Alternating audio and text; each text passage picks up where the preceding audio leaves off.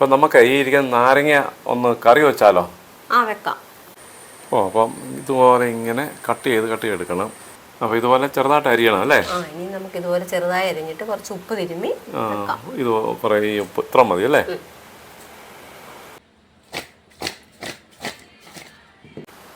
അപ്പോൾ ഇത് എന്തൊക്കെയാണ് എടുത്ത് ഇവിടെ വെച്ചിരിക്കുന്നത്? പച്ചമുളക്, വെളുത്തുള്ളി, ഇഞ്ചി, ഉള്ളി, പിന്നെ കറിവേപ്പില. അത്രയാണ് എടുത്ത് വെച്ചിരിക്കുന്നത് അല്ലേ? നമ്മൾ മുളക് പൊടി ചേർത്തല്ലല്ലോ വെക്കുന്നത്, പച്ചമുളക് മാത്രം ചേർത്തല്ലേ?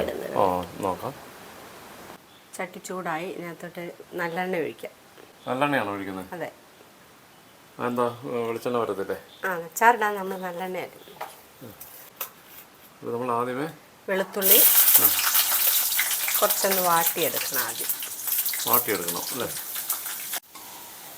എന്തിനാ ഇപ്പോൾ എടുക്കുന്നത്? അതെടുത്തിട്ട് ഈ പച്ചമുളക് ഇടണം അതിലേക്ക്. അതുപോലെ തന്നെ വാട്ടിയെടുക്കാം. പച്ചമുളക് അത് വാടി കിട്ടിയോ? അത് വാടി. അപ്പോൾ ഇനി നമ്മൾ കടുക് ഇടണം.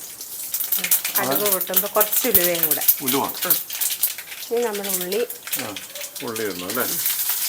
അരിഞ്ഞ് വെച്ചിരിക്കുന്ന ഉള്ളി. ഇരിക്കുന്ന ഇഞ്ചി. ഇതിലേക്ക് നമ്മൾ എടുത്ത് വെച്ചിരിക്കുന്ന കറിവേപ്പില ഇട്ടു. അത് കൂടുതലിടുന്ന എത്ര ഇടുന്നോ അത്രയും നല്ലതാണ്. കറിവേപ്പില എത്ര ഇടുന്നോ അത്രയും നല്ലത്. അപ്പോൾ അത് റെഡിയായി അല്ലേ? ഇനിയിപ്പോൾ അതിൻ്റെ അകത്തോട്ട് നമ്മൾ നാരങ്ങയോട് ചെറുതായിട്ട് വാട്ടിയെടുക്കണം. ഉപ്പ് ചേർത്ത് വെച്ചിരിക്കുന്നതല്ല. ഉപ്പ് ചേർത്ത് വെച്ചിരിക്കുന്ന നാരങ്ങ ഇട്ടു. ഒത്തിരി വേണ്ട, കുറച്ചൊന്ന് വാടിയാണ് ചെറുതായിട്ടൊന്ന്.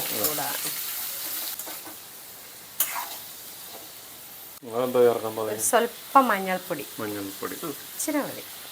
വാട്ടി വെച്ചിരുന്നില്ലേ പച്ചമുളകും വെളുത്തുള്ളിയൊക്കെ, എല്ലാം കൂടെ നമ്മളിട്ട് ഒന്നിച്ചാക്കിയിട്ട് എല്ലാം ഒന്ന് നന്നായിട്ടൊന്ന് സ്വല്പം കായപ്പൊടി അല്ലേ? കുറച്ച് മതി. ഇതൊക്കെയാണെങ്കിലും ഇടയ്ക്ക് ഉപ്പൊന്നും നോക്കണം. ഉപ്പ് കുറവുണ്ടെങ്കിൽ കുറച്ചുകൂടെ ചേർത്ത് കൊടുക്കണം. കുറച്ചും കൂടെ ചേർത്തോണം കേട്ടോ. പിന്നെ നമ്മൾ ലാസ്റ്റ് ശകലം പഞ്ചസാര ബാലൻസ് ചെയ്യാൻ വേണ്ടി ഉപ്പും പുളിയും എല്ലാം ചെയ്യാൻ വേണ്ടി പഞ്ചസാര അല്ലേ? സ്വല്പം. അത് ഉപ്പല്ല, പഞ്ചസാരയാണ് ചേർത്തത്. ഇപ്പം നമ്മുടെ നാരങ്ങ അച്ചാറ് റെഡിയായി. ഇത്രേ ഉള്ളൂ. ഒത്തിരി വെന്ത് പോകണ്ട, ഓഫ് ചെയ്തേക്കാം.